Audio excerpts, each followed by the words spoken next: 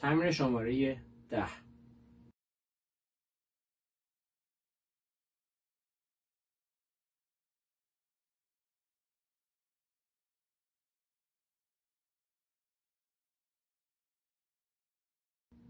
تمرین 10 تمرین خط اتصال هست، اون خطی که زیر دو تا نوت قرار گرفته. از اسمش مشخصه دو تا نوت رو با همدیگه متصل میکنه، وصل میکنه. من پایینات رو بذارم کمی کنارتر.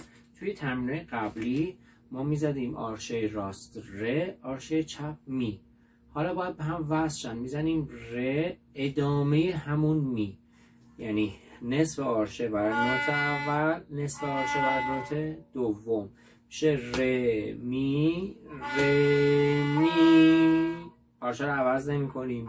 ر می ادامهش. آرشه چپ هم همینطور ر می. حالا فا می فا می فا می فا می فا سل فا سل فا سل. انگشت سوم هم با فاصله از دوم.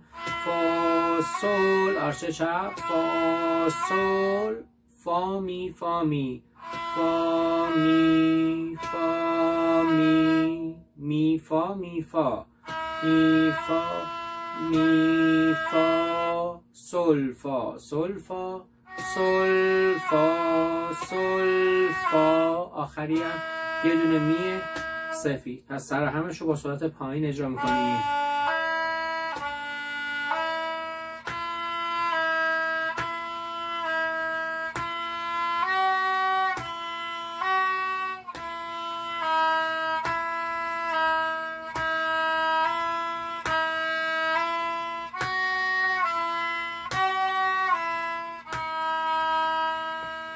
خط دوم همین کارا رو سیم لا انجام میدیم. لا سی لا سی ادامهش. آرشه چپ لا سی ادامهش. لا سی لا سی دو سی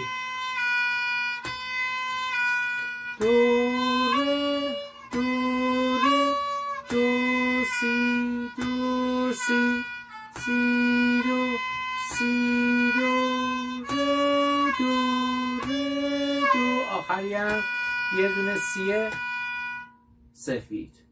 تقدیم همه شما عزیزان.